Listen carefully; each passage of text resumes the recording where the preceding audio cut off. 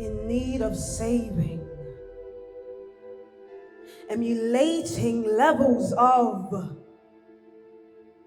brokenness, synonymous with repeated emotional foreclosure. Here she resides at the afflicted address, the one they call Naomi. She has seen life's highest highs and crept through the barrel of disenfranchised lows, unsteadily shaking hands with despair in the throes of tragedy. Is she beyond repair? The woman who felt like the hand of God was against her cries out, "This life isn't fair," bitter bold, emptied of hopefulness. She said, "I am Mara, call me bitter. So that which they call me is in sequence with this timeline of unfortunate events. Now buried in the pit of pain, she encountered loss at the height of her success. Wife, mother, now husbandless, with 2 sons buried, she detangles her image from the woman stood beside her. She says, "I've endeavored to no longer remember. And you, Ruth, are a reminder of that which I lost. So you must return. Go back to the mother who labored in vain, because I'm the mother who labored in love, the mother who labored in birth." Her identity disentangles before the eyes of daughters. Loose threads, pillars of womanhood, they crumble like the coarse sea salt on the throes of discontentment. In this I've discovered contentment is chosen, never earned. But what of the one whose choice is taken away? What of the woman who seemingly walks well to no avail? Frail in belief, she is retiring destiny. The ink forged on these pages is run dry. But wait, frail faith still activates. I come alongside the one too broken to believe. Let me demonstrate what it means to heal in movement, what it means to heal in movement, to be resurrected from brokenness and thrown into victory like a shooting star in search of home. Let me be the answer to the prayer you were too depleted to utter. In heart I pray, take heart. Freedom resides this way. Freedom resides this way. And so together they go, hand in hand, a family woven together like the bread of communion, a sacred connection, a delicate dance of wholeness. Hope decorates the landscape of my thoughts that once lay desolate, and now I see color. In your field of gray, I see another emerging from the fire. This latter rain makes clouds jealous, and they didn't pay previous witness. Of this I am sure. Don't overdose on the hurt that came before. And where is she now? I am present. On bended knee, I utter a silent cadence of petition. Lord, grant me the son that will raise up kings. In the avenues of desperation I sing. Let that crying babe enter this world with a heart carrying a deep aptitude for truth. Let his youth be marked by oneness, uprightness. Tether me to him, and I will tether him to you, that the yoke of this vessel should be that which is foreign to falsehood, immune to the idolatrous acts of self-gratification. Station him at your side, a royal mandate. Come alive. That which has been anointed for such a time as this. It is written, make no mistake, I'm a daughter of the king. From royal blood I emerge. The woman of no noble heritage should be the heir to this kingdom. I don't stand for my glory, I stand for their freedom. Of the people I've been sent to serve, rise up. All who have been called to partake in new life, rise up. Eyes to see, but yet they run blind. Time and time again, I did not search out, and yet was found. I'm she who prayed for things bigger than the furthest reaching ends of her imagination. Wide-eyed in wonder, and yet I fathom that in reality of the things unseen is truly where lies the presence of the faithful. Infinitely beyond is the expectation of the believer. I see it. Clearly the sacrificial scepter of legacy. Language which envelops me. In keen ardor I insist that the pillar of womanhood you spoke of be re-established as an altar unto him which knew you before your mother's womb. I arise, beauty from ashes. I arise, in triumphant blaze. I arise. The courage of change catapults me into a stratosphere of urgency to not leave this planet the way that I found it. With the determining eyes of a warrior, steadily in wonder, realize the glory he embedded in the DNA of my design. Wonder, woman, I wonder. Woman, I wonder. Woman, call it forth. Another change. It's changing. Times and seasons are new. It's changing. A second chance at love is no easy feat for a woman widowed in understanding. Yet unionized and recognizing the authority restoration holds. Labor force, new dance, labor force. So here I laid at the feet of a kinsman redeemer, owed nothing but given all in selfless generosity. Given all in selfless generosity, I see. Owed nothing but given all in selfless generosity, I see. I recognize that the kindness beseeched unto me in exchange for the harvest of humility. I hold handfuls of rich service, and in view of another, I move seamlessly over valleys to scale mountaintops, where the fruit is the love given to thy neighbor. Compatriots, let us gather together. Let us move in one accord. Let us assemble our differences and stand in the authority of new beginnings. Compatriots, let us gather together. Let us move in one accord. Let us move in one accord. Together we stand. A culture of womanhood distinctive to this era. Together we stand. Yet primitive in value, the woman is cherished, a statement to this generation. She is the one who rewrites, redefines, realigns boldly. She stands in agreement with truth. She is equal. She is old and she is youth. She is wise. Aged in discernment, she is formulated in the image of God to the completion of the mankind. Blessed vessel, sequential in origin, but equal on footing. She is the blessed one of rib, a bone of flesh. Her identity realizes freedom's gates of rib, of bone of flesh. Her identity realizes freedom's gates of rib, a bone of flesh. Her identity realizes freedom's gates. She is. She's blessed. She is watered. She is fed. She is well kept. She is blessed. She is watered. She is fed. She is well kept. And she loves well. Because she is well loved. She loves well because she is well loved. And she pours infinitely, and yet she is replenished. She pours out prophetic praise. Take heart, gentle woman. You yet have great strength. Your spirit holds great beauty, and thus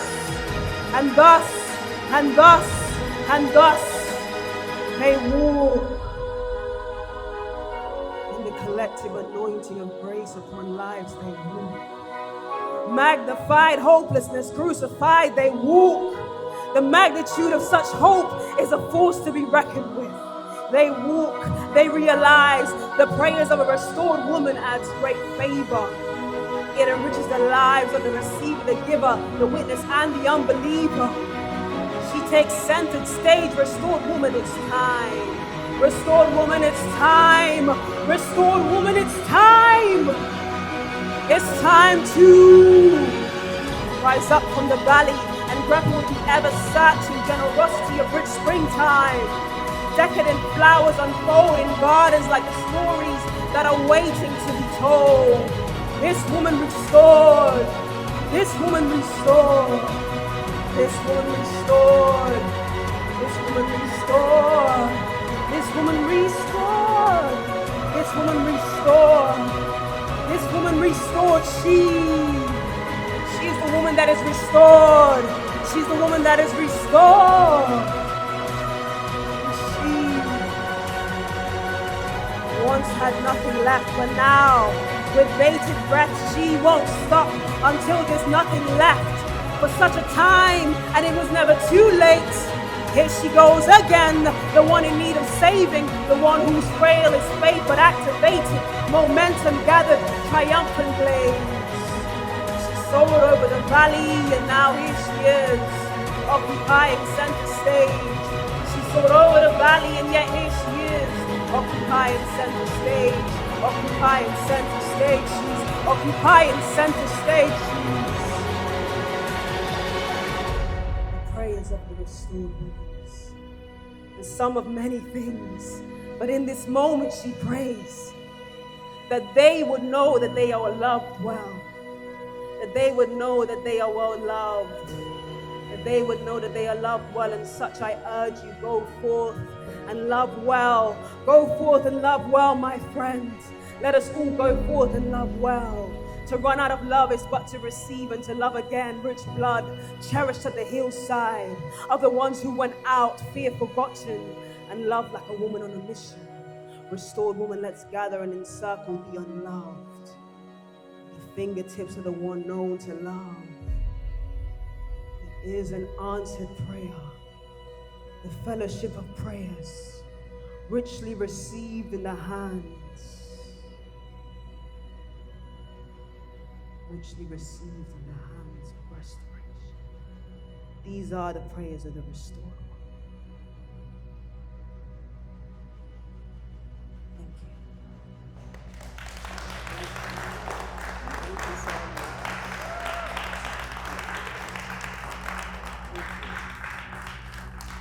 Appreciate you guys. Yeah. Thank you so much. So I just want to give a bit of context to that piece. I wrote that piece specifically for this show, and the concept of the prayers of the restored woman is a collection. It's a 5-part collection of poetic stories, and it's really about reflecting restoration. It's not just for women. It's about women because it's International Women's Month and all that good stuff. But it's really about the beauty of restoration, the power of prayer, and the beauty of stories yet to be told. Just because a story is only part way told doesn't mean that it won't have a new ending and a new beginning. So that piece is really about encapsulating what it means to end one thing and begin again, to start again, to be restored, to have hope, to move forward in faith and belief for greater things, and most of all, to love well because you have been loved well, and to pour out as you pour in and be restored through love. So yeah, I just felt that on my heart to share specifically in this space, and I feel like it's to really encourage us all, women and men alike, that it's important for us to receive the love that we've been given and then to pour it out in return. Since we're in Croydon, I've actually got a poem about Croydon. Hey, yeah. So how about I do that, right? Yeah. Let me just find it.